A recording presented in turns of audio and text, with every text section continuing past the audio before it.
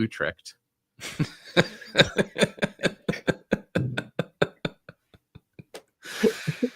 Utrecht? I hardly know him.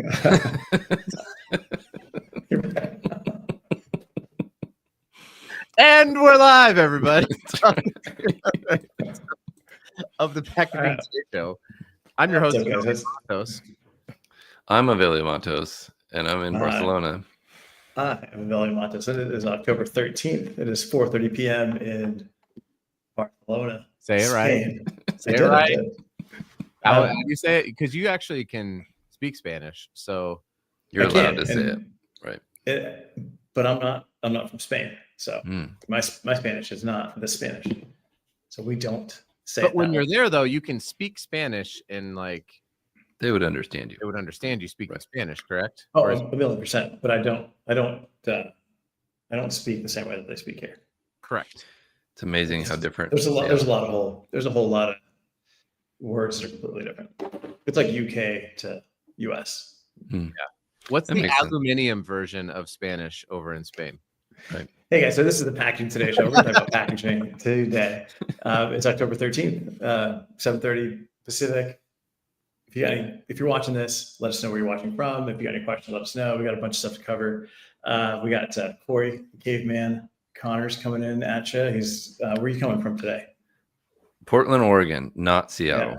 The great Northwest. Seattle. Although we're proud of our Mariners for winning last night. That's right. And then early, as we kick this off, you're kicking this off. You're talking about Utrecht. You're going to be at Sustainable. What is it? This is Sustainable Packaging Summit in Utrecht, Holland, the 10th through 12th in November. So join me there. It's a really amazing show if you're interested in sustainable packaging. Cool. And then Adam, you're going somewhere too. We got Adam Paleman Peak coming at us at labelking.com from Utah. What are you going to be going to? You said you're going somewhere in November as well. Yeah. My plan is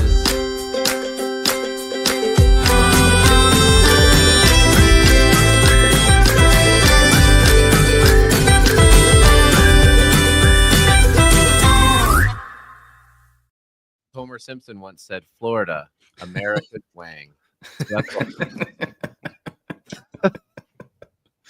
That sounds like a good show. Yeah.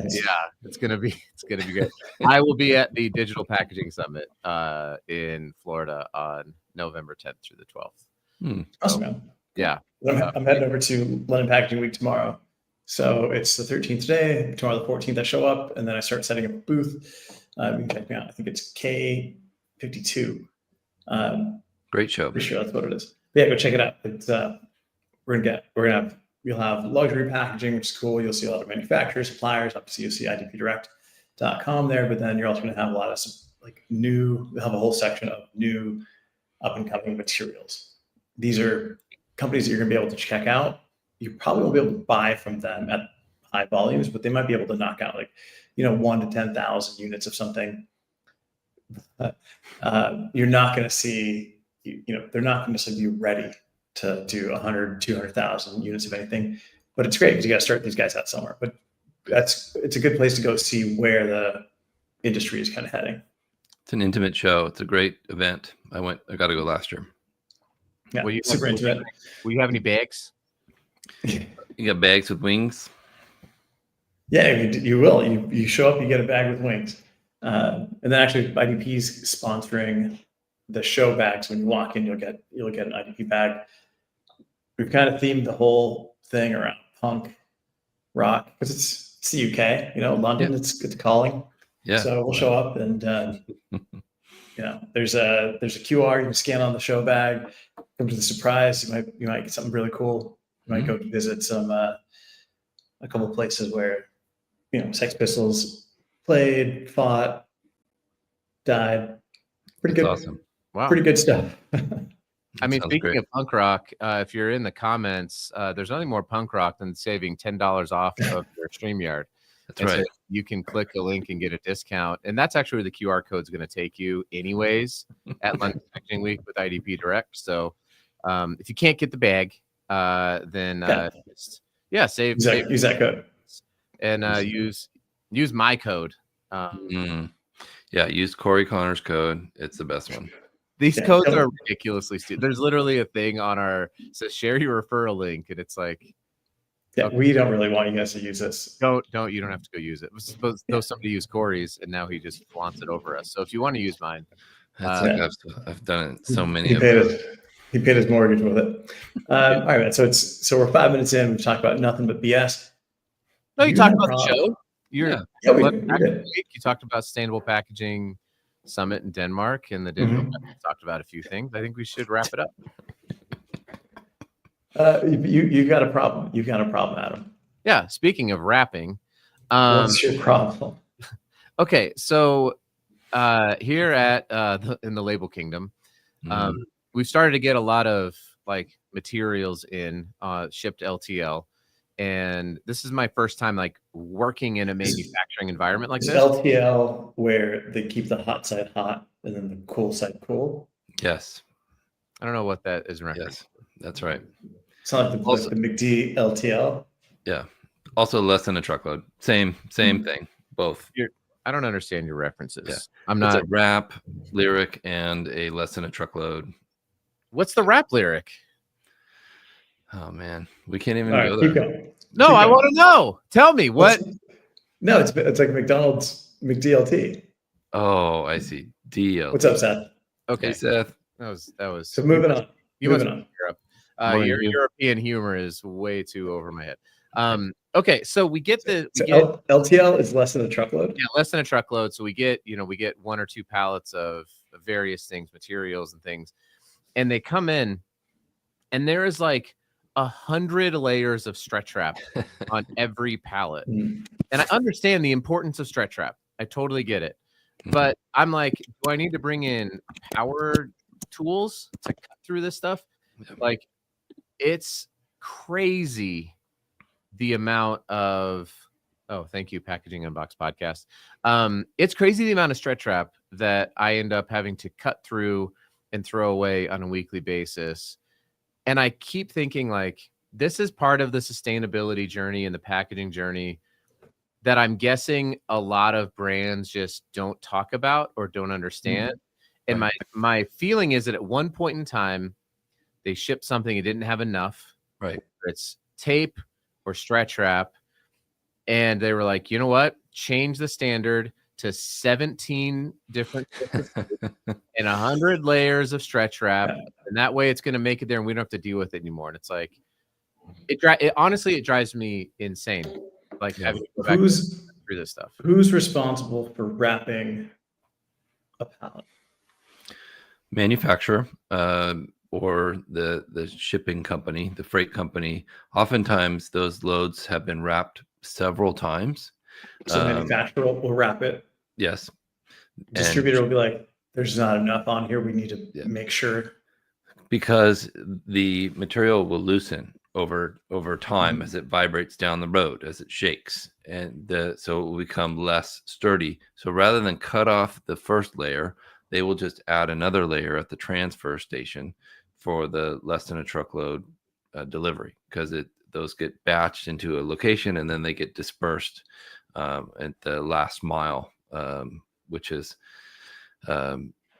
understandable, because you have to look at the cost, right? So the cost of wrapping a pallet is very low. The cost of not wrapping a pallet enough is very high. So I think that's where Adam's frustration comes in, and it's something we deal with at Atlantic Packaging all the time, telling people how to use the least amount of stretch wrap and still have a successful shipment. So if you're selling stretch wrap, and we don't sell stretch wrap, and I don't sell stretch wrap, but if you're selling stretch wrap, you're trying to get the thinnest and the strongest. I would say that you have the least amount of wraps per pallet. Right. The highest performance and the best wrapping pattern.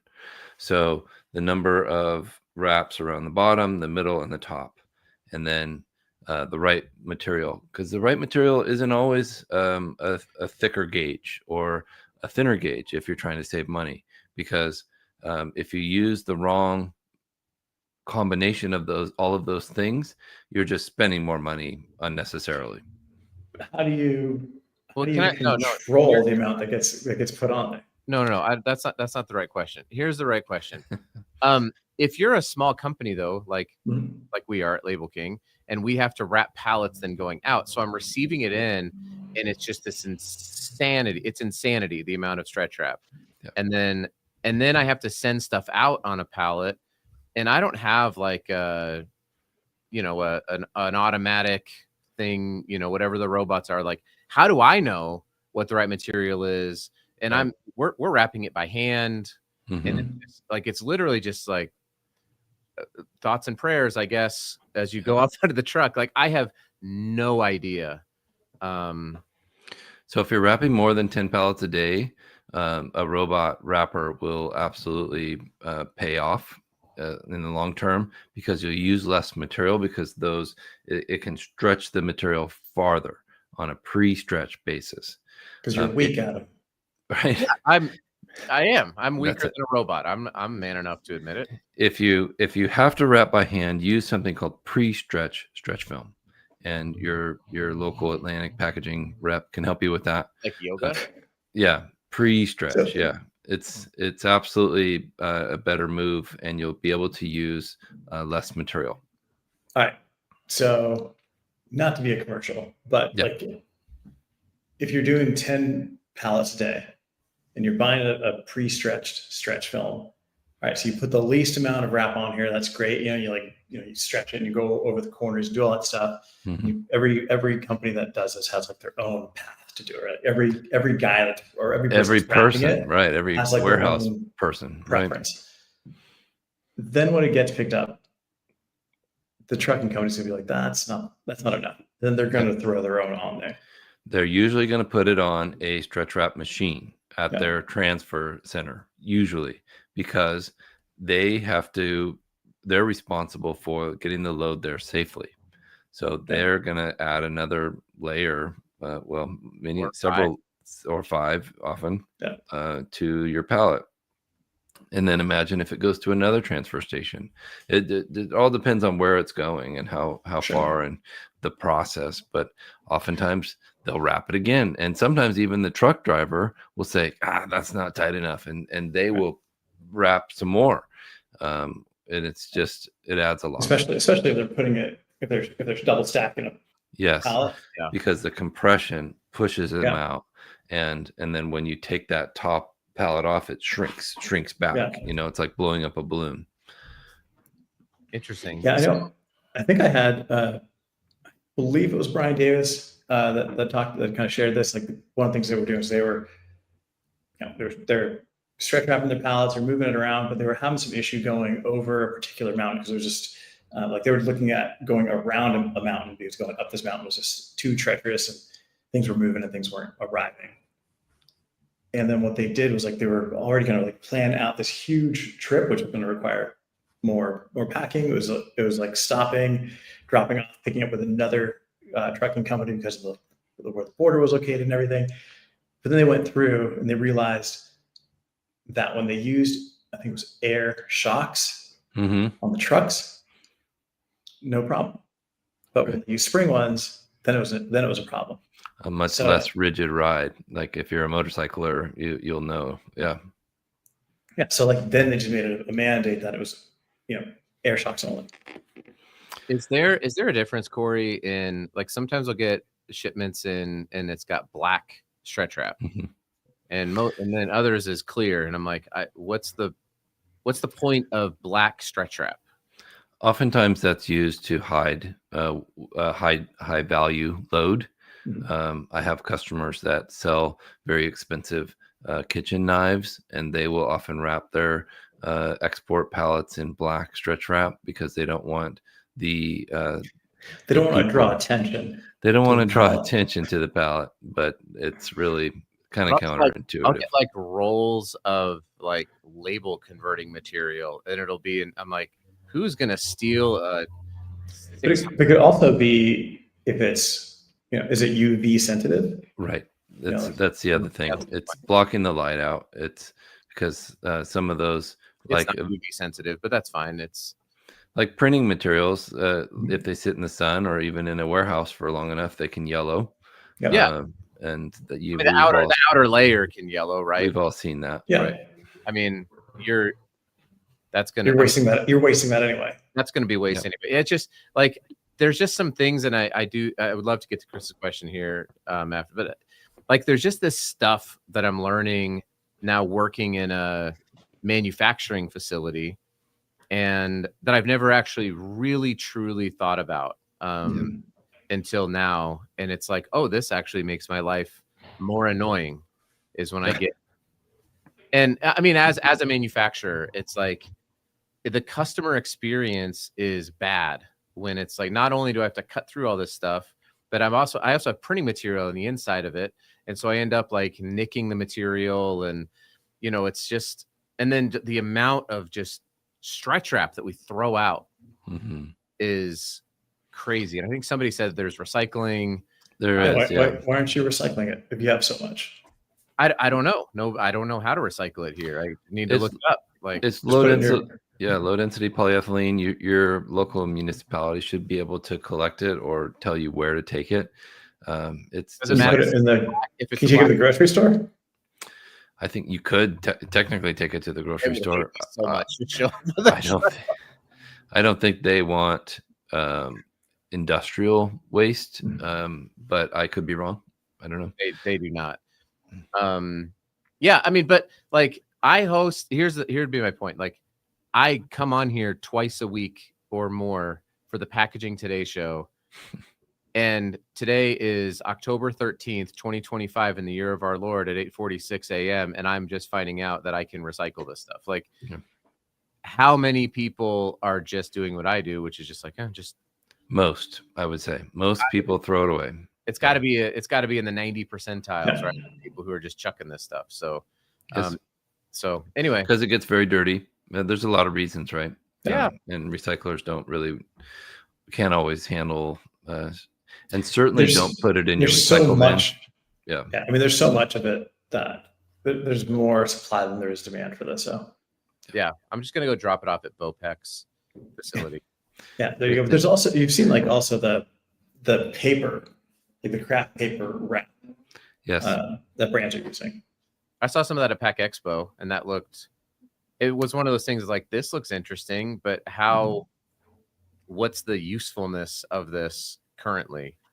For certain kinds of loads, like, let's wrap it up with plastic because we don't trust it.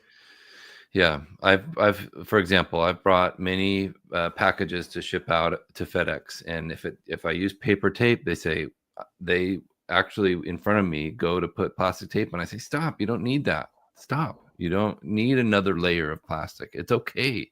Paper tape works, and they say, really? Like, yeah, that's my job. Like, stop wrapping everything so much. And even they'll want to put it in another plastic envelope and another. It's madness. Yeah. All right. What was Chris's question? I wanted to get e-commerce question. Have you seen any packaging ideas in e-commerce that help with shipping or returns and keep things sustainable?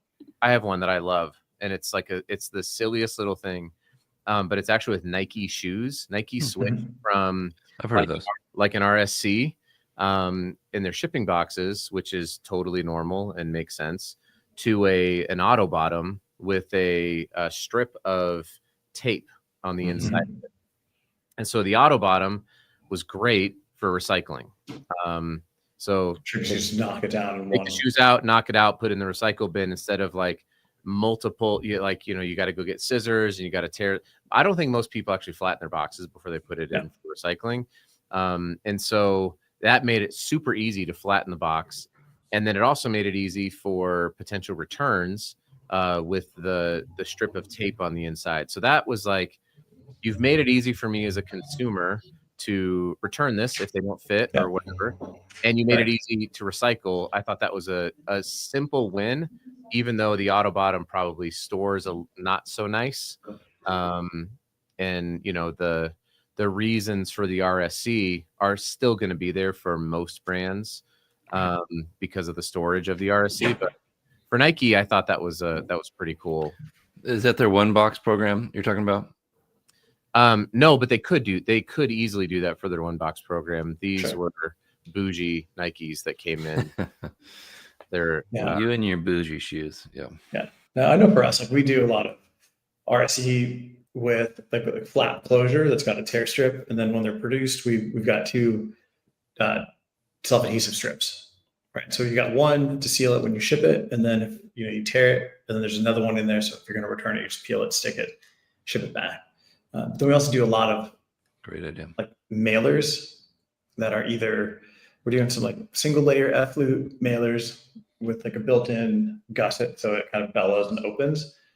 But you're limited in terms of like what you can use. It's definitely a lot heavier, and then trying to figure out how to pack those if you're on a higher volume side, like how you're going to fill product. And there gets a little bit more complicated. Then you've got we do a lot of Paptic. So Paptic is it's a recyclable material. It's a lignin base, whatever that is. It comes from trees. I speak with trees, and then you make these pouches, and you ship them. It's they're water resistant, not waterproof. But that's like a really good solution. Just everything is more expensive. If you want to go sustainable with e-com poly mailers, everything is more expensive than a poly mailer. That's what the brands are contending with. Don't say it, Adam. No, I'm just saying, like, it could be like recycle code 6 or 7 is what I was trying to say. That's right. On the poly mailer. That was it. Yeah. That's where that is. Dude, that is like so humid out here. I'm dying. Go ahead. There's a whole water brand around that 6-7 that a high school basketball player who made it famous. Smart.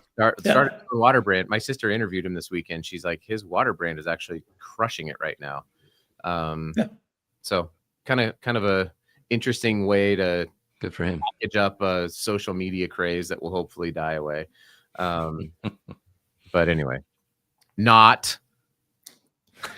Yeah. So to answer your question, Chris, there's a ton of different sustainable solutions for e-com. It really depends on what you're shipping. Yes. Is it heavy? Is it light? Is it small? Is it large? Are you doing a variety of things? Do you need inserts? Like all those questions that come into play and determine what that means. But also, what does sustainable packaging mean to you and to the brand that you're working with? Right. It might be that it's recyclable. It might be that it's been lightweighted. It could be a million different things. Made from recycled material or whatever the case may be, right? Yeah. Are you trying to be EUDR compliant? Do you have to be able to trace every single fiber in that thing back to a specific geolocation of the forest, of the tree? So you start kind of limiting and determining how you move forward with that stuff. I'm speaking this week at an event called Paper and Plastic Recycling Summit, and it's in Chicago. What's it about? It's about cheese. No, it's exactly that's what we're talking about. At least during my presentation, we're talking about alternative materials. So this instead of that instead of this, and it's I think it's really exciting topic. I talk about it a lot. So Chris, anytime, we're here to help. That's sweet. For sure. I see a new video, by the way, coming from me taking some just like piles of stretch wrap to the grocery store and just like jamming it in the thing. And then putting a Bluetooth tracker in to be like, let's see what really happens with this. Sundays. What would be really good is to see when you have zero plastic and see how much you actually collect by the end of the week. Yeah. Can you ball it up and shrink wrap it into like a big ball of shrink wrap? Like how much do you think you actually collect? I'd be interested to know if your local MRF would take it, or if there's a facility that would take soft plastics near you. Yeah, I need to find that out, obviously, because I don't know. It's a very common thing. Yeah. And again, like you want to make recycling this stuff easy, like then make it easy. I mean, I don't get it. I have to go do the research, right? I have to go call the people. I have to go I probably have to have a separate collection, and then there's all these different steps to recycle stretch wrap, for example. And I'm not sure I'm going to see who LinkedIn user was that says that they have a recycling program for me. It's like, great. My guess is though, there's a cost to it, and for sure. There's a cost of the time. There's a cost of the space. I probably have to pay to have it removed. Because maybe Recyclops or Ridwell or TerraCycle. I'm sure they all do. Yeah, you got to pay for all this. Nothing's exactly. Nothing's easy. And that's why consumers have a hard time putting it into the dumpster that's in my business park. That's easy. Right. Yeah. But is that more expensive than the alternative? And I'd love to see. What do you mean?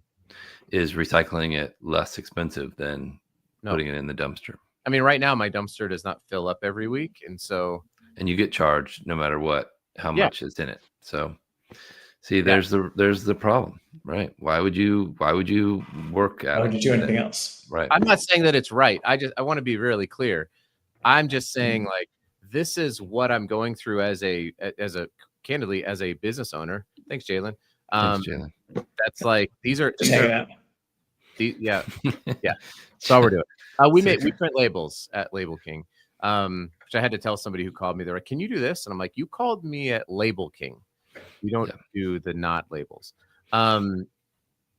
So anyway, it's just I hope to be able to even use this to just share like these are very real things that I'm dealing with right now, right? And so, and I have to imagine that's multiplied across the board with people who receive and send shipments out on pallets. It's like, what do I do with this? A business owner has to run a business. They can't spend the time to go look at all these other things because you've got to move your business forward. And if you get large enough, then you'll bring somebody in that can manage waste and do all these other things and build programs. But I mean, I've spent small businesses in 30 seconds talking to you two about this, so clearly I had time to figure it out. But you don't want to pay. You don't want to pay to have somebody pick it up and do this. I don't. If you love the environment, you will, Adam. I mean, maybe. No. But honestly, like, what an awesome opportunity for like a high school kid to be like, "Hey, I'll come collect your stuff, and you can pay me $10 to pick it up." Just get an old pickup, and they just drive. He'll just take it to your dumpster. Yeah, exactly. I don't know. But just drive around the business park like, "Hey, I'm here to pick up your stretch wrap waste." I hope that the value of that material will increase as these EPR laws change. I hope so. Yeah. All right, we'll end it with that. Good talk. Hey, join us on Wednesday. We're going to do Can We Solve It? I'll be live at the show in London, so we can I can take you around, give you a tour. Maybe I'll find some cool stuff that I can show you guys. I will say, for as much content as the three of us generate, I had like this great opportunity. I even talked to Adam about it. I'm like, I'm going to do a full video of me doing something in Arizona and then traveling to Indonesia to produce it and show all the different steps, and then go to London and like showcase it. I didn't do any of that. I'm like, I just want to get on a plane and just shut up and just be, I can't. I didn't have the bandwidth to make any content. Mental health is important. Yeah. I'm sure you guys get to the same point, right? Where it's like you're always thinking about content, making content, and then you're just like, I just need a second. I have so many videos on my phone that I'm like, this will be great. Never do anything with it. Right. Yeah. It's a lot. So if you see, for the amount of content you see the three of us putting out, there's probably like 5 times as much sitting on our phones that we have produced. Yep. It's true. That's it, guys. Let us know if you have any questions. Keep commenting. Jalen, thanks for joining. Hugh, make a topic about how to make money without any cost. Go pick up shrink wrap. Let me